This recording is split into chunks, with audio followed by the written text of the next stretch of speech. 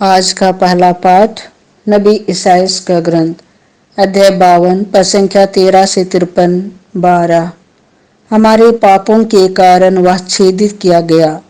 देखो, मेरे सेवक का नाम फैल जाएगा, वह महिमान्वित किया जाएगा और अत्यंत महान होगा। उसकी आकृति इतनी विरूपित की गई थी कि वह मनुष्य नहीं जान पड़ता था। लोग देखकर दंग रह गए थे। उसी की ओर बहुत से राष्ट्र आश्चर्यचकित होकर देखेंगे और उसी के सामने राजा मौन रहेंगे, क्योंकि उनके सामने एक अपूर्व दृश्य आ जाएगा और जो बात कभी सुनने में नहीं आई वे उसे अपनी आंखों से देखेंगे। कौन हमारे संदेश पर विश्वास करेगा? प्रभु का सामर्थ्य किस प्रकार प्रकट हुआ है। वह हमारे सामने एक छोटे से पौधे की तरह, सूखी भूमि की जड़ की तरह बढ़ गया। हमने उसे देखा था, उसमें ना तो सुंदरता थी, ना तेज और ना कोई आकर्षण ही था। वह मनुष्यों द्वारा निंदित और तिरस्कृत था, शोक का मारा और अत्यंत दुखी था। लोग जिन्हें देखकर मुंह फेर लेते हैं, उन्हीं की तरह वह तिरस्कृत और तुच्छ समझा जाता था। भोगता, परंतु वह हमारे ही रोगों को अपने ऊपर लेता था और हमारे ही दुखों से लदा हुआ था, और हम उसे दंडित कर मारा हुआ और तिरस्कृत समझते थे। हमारे पापों के कारण वह छेदित किया गया, हमारे कुकर्मों के कारण वह कुचल दिया गया है। जो दंड वह भोगता था उसके द्वारा हमें शांति मिली है, और उसके घावों द्वारा हम भले चंगे हो गए हैं। हम सब अपना अपना रास्ता लेकर भेड़ों की तरह भटक रहे थे। उसी पर प्रभु ने हम सबों के पापों का भार डाल दिया। वह अपने पर किया हुआ अत्याचार धार्य से सहता गया और चुप रहा, वध के लिए ले जाई जाने वाली मेमने की तरह और ऊन कतरने वाले के सामने चुप रहने वाली भेड़ की तरह। उसने अपना मुंह नहीं खोला। वे उसे बंदीगृह और अदालत को ले गए। कोई भी उसकी परवाह नहीं करता था। वह जीवितों के बीच में से उठा लिया गया है और हमारे पापों के कारण वह मार डाला गया है। यद्यपि उसने कोई अन्याय नहीं किया था और उसके मुंह से कभी छल कपट की बात नहीं निकलती थी, किंतु उसकी कब्र विधर्मियों के बीच बनाई गई है और वह पापियों के साथ दफनाया गया है। प्रभु ने चाहा कि वह दुख से रौंदा जाए। उसने प्रायश्चित के रूप में अपना जीवन अर्पित किया, इसलिए उसका वंश बहुत दिनों तक बना रहेगा और उसके द्वारा प्रभु की इच्छा पूरी होगी। वह अपने दुख भोग का परिणाम देखकर संतुष्ट होगा। उसने दुख सहकर जिन लोगों का अधर्म अपने ऊपर ले लिया था, वह उन्हें उनके पापों से मुक्त करेगा।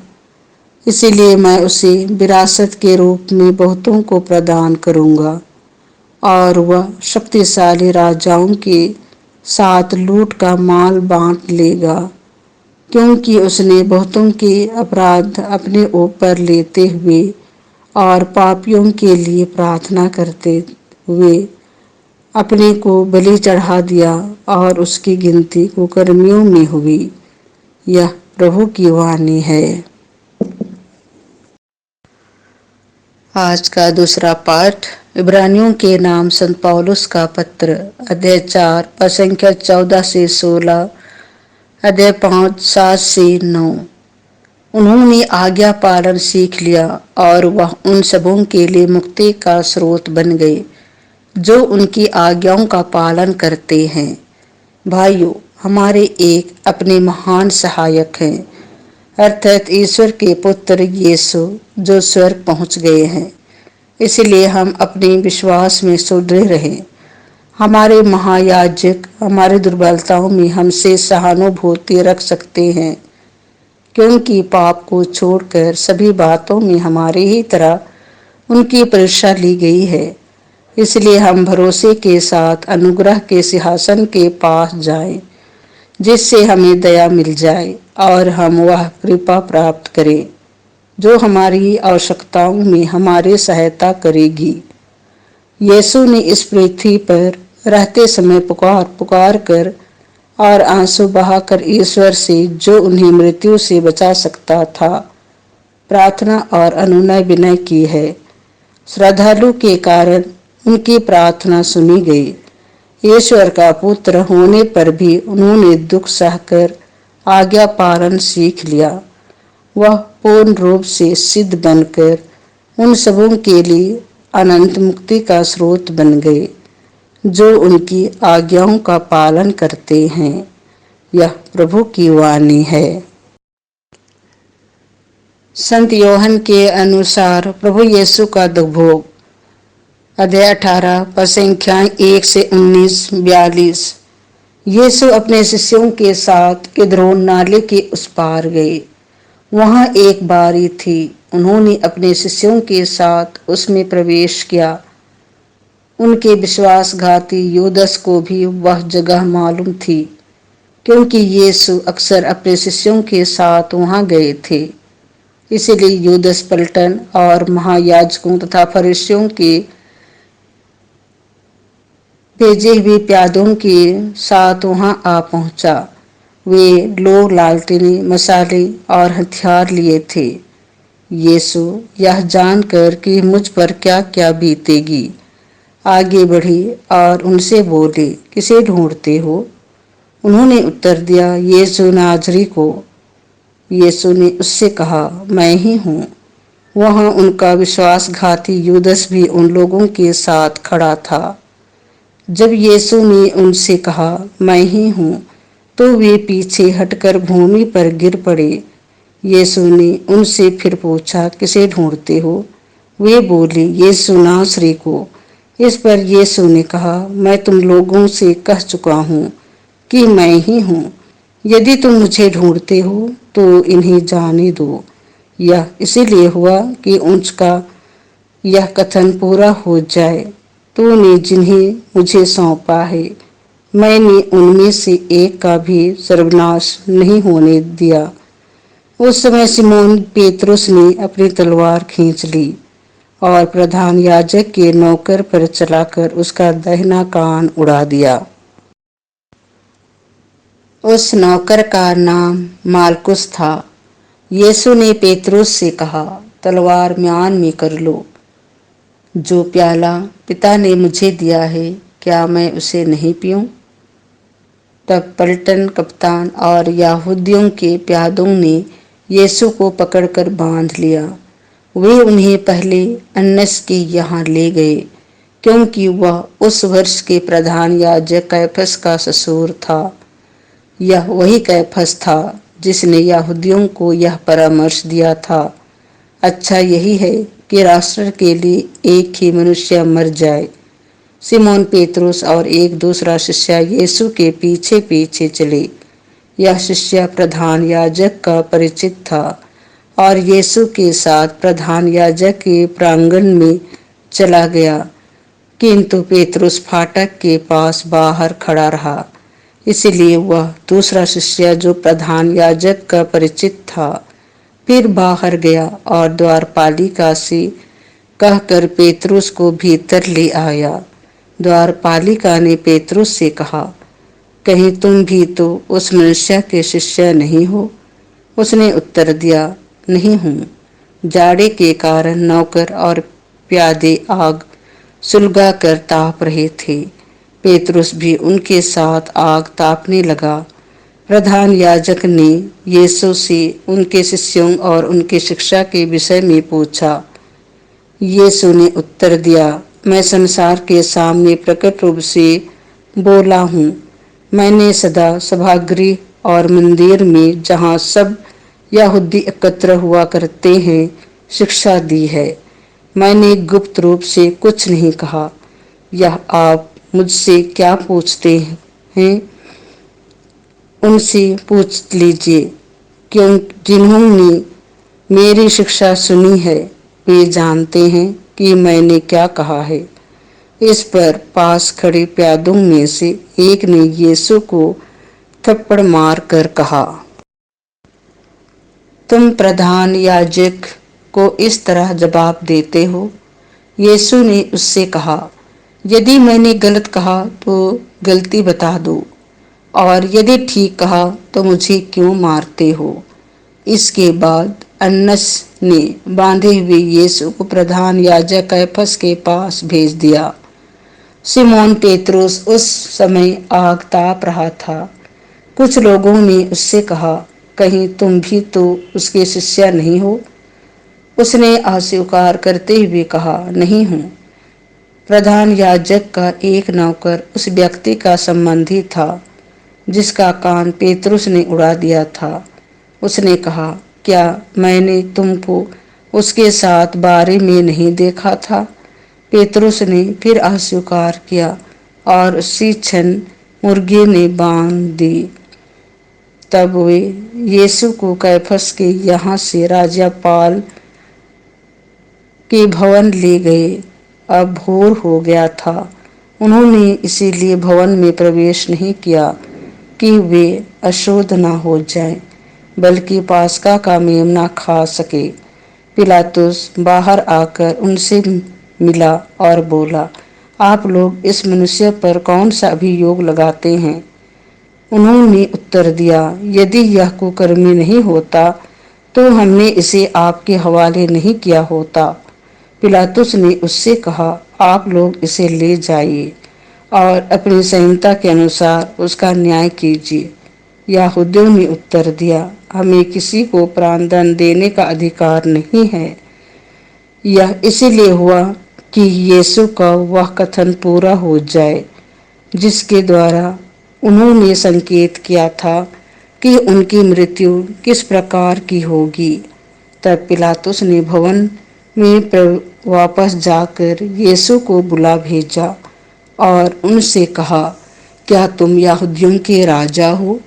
यीशु ने उत्तर दिया, क्या आप यह अपनी ओर से कहते हैं या दूसरों ने आपसे मेरे विषय में यह कहा है? पिलातुस ने कहा, क्या मैं यहूदी हूँ?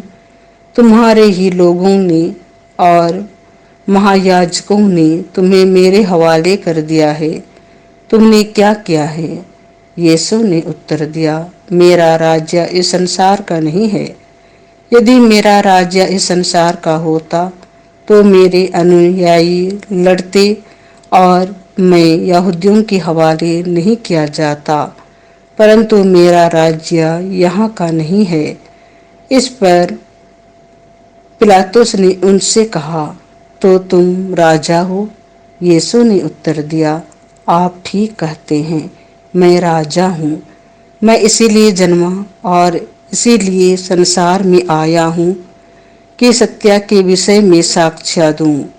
जो सत्य के पक्ष में है वह मेरी सुनता है। पिलातुस ने उससे कहा, सत्य क्या है?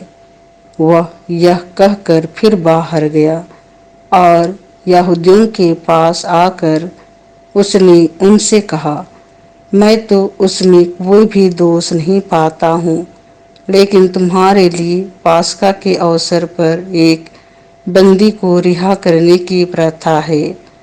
क्या तुम लोग चाहते हो कि मैं तुम्हारे लिए यहूदियों के राजा को रिहा कर दूं? इस पर वे फिर चिल्लाने लगे, इसे नहीं, बराबस को। बराबस तो डाकू था। तब पिलातुस ने यीशु को ले जाकर कोड़े लगाने का आदेश दिया। सैनिकों ने कांटों का मुकुट गूंथ कर उसके सिर पर रख दिया और उन्हें बैगनी कपड़ा पहनाया। फिर वे उनके पास आकर यह कहने लगे, यहूदियों के राजा प्रणाम, और वे उन्हें थप्पड़ मारते जाते थे।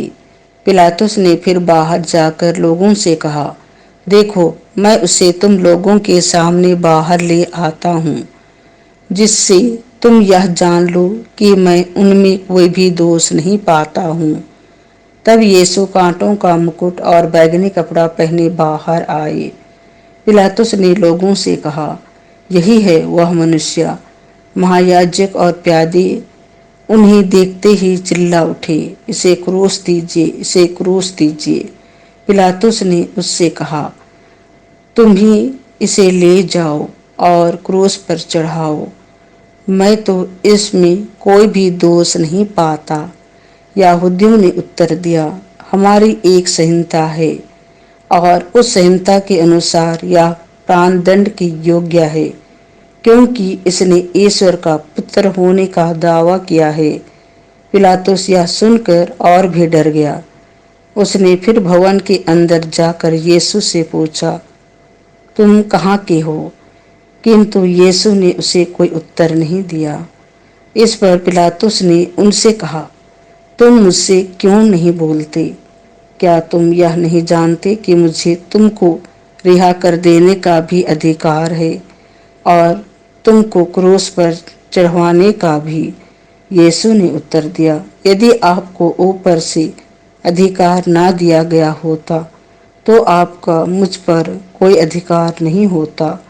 इसीलिए जिसने मुझे आपके हवाले कर दिया है वह अधिक दोषी है।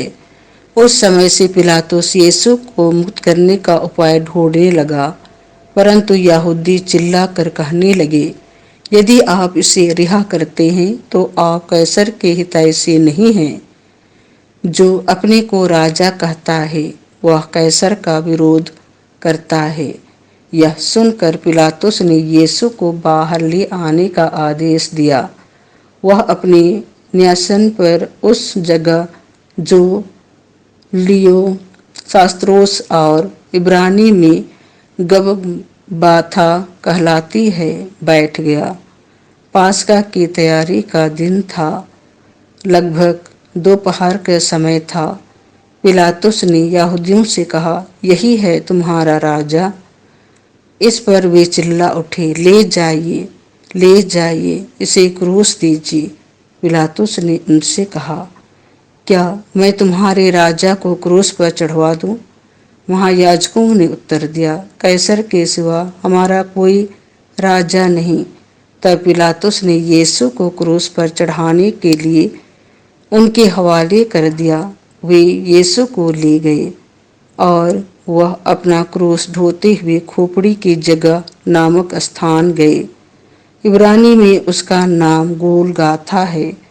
वहां उन्होंने यीशु को और उनके साथ और दो व्यक्तियों को क्रूस पर चढ़ाया, एक को एक इस ओर, दूसरे को उस ओर और बीच में यीशु को।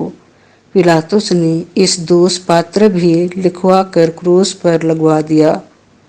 वह इस प्रकार था, यीशु नासरी यहूदियों का राजा।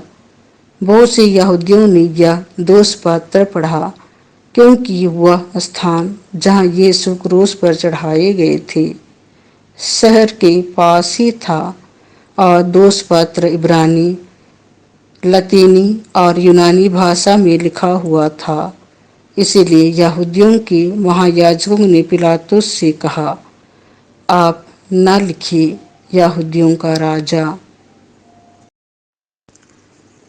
बल्कि इसने कहा कि मैं यहूदियों का राजा हूँ।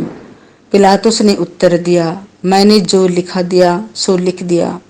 यीशु को क्रूस पर चढ़ाने के बाद सैनिकों ने उनके कपड़े ले लिए और कुर्ते के सिवा उन कपड़ों के 4 भाग कर दिए, हर सैनिक के लिए एक भाग। उस करते में सिवान नहीं था। वह ऊपर से नीचे तक पूरा का पूरा बना हुआ था। उन्होंने आपस में कहा, हम इसे नहीं फाड़ें, चिट्ठी डालकर देख लें कि यह किसे मिलता है। यह इसीलिए हुआ कि धर्म ग्रंथ का यह कथन पूरा हो जाए, उन्होंने मेरे कपड़े आपस में बांट लिए और मेरे वस्त्र पर चिट्ठी डाली। सैनिकों ने ऐसा ही किया। यीशु की माता, उसकी बहन क्लोपस की पत्नी मरियम और मरियम मगदलेना उनके क्रूस के पास खड़ी थी। यीशु ने अपनी माता को और उसके पास अपने शिष्यों को, जिसे वह प्यार करते थे, देखा। उन्होंने अपनी माता से कहा, भाद्री, यह आपका पुत्र है। इसके बाद उन्होंने उस शिष्या से कहा, यह तुम्हारी माता है। उस समय से उस शिष्या ने उसे अपने यहाँ आश्रय दिया। तब यीशु ने यह जानकर कि अब सब कुछ पूरा हो चुका है, धर्म ग्रंथ का लेख पूरा करने के उद्देश्य से कहा, मैं प्यासा हूँ। वहाँ खट्टी अंगूरी से भरा एक पात्र रखा था। लोगों ने उसमें एक पन सोख्ता डुबाया और उसे जूफे की डंडी पर रखकर यीशु के मुंह में लगा दिया। यीशु ने खट्टी अंगूरी चख कर कहा, सब पूरा हो चुका है, और सिर झुकाकर प्राण त्याग दिए। वह तैयारी का दिन था। यहूदी यह नहीं चाहते थे कि शव विश्राम के दिन क्रूस पर रह जाए, क्योंकि उस विश्राम के दिन बड़ा त्योहार पड़ता था। उन्होंने पिलातुस से निवेदन किया कि उनकी टांगें तोड़ दी जाए और शव हटा दिए जाए। इसीलिए सैनिकों ने आकर यीशु के साथ क्रूस पर चढ़ाए हुए पहले व्यक्ति की टांगें तोड़ दी, फिर दूसरे की भी। जब उन्होंने यीशु के पास आकर देखा कि वह मर चुके हैं, तो उन्होंने उनकी टांगें नहीं तोड़ी, लेकिन एक सैनिक ने उनके बगल में भाला मारा और उसमें से तुरंत रक्त और जल बह निकला। जिसने यह देखा कि वही इसका साक्ष्य देता है और उसका साक्ष्य सच्चा है, वह जानता है कि मैं सच बोलता हूँ, जिससे आप लोग भी विश्वास करें। यह इसीलिए हुआ कि धर्म ग्रंथ का यह कथन पूरा हो जाए, उसकी एक ही हड्डी नहीं तोड़ी जाएगी।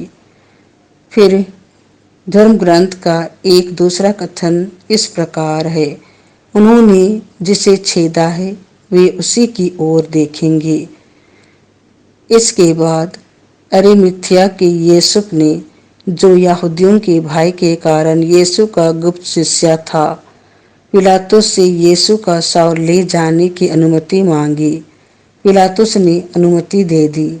इसलिए यूसुफ आकर यीशु का शव ले गया। निकोदेमुस भी पहुंचा, जो पहली रात को यीशु से मिलने आया था।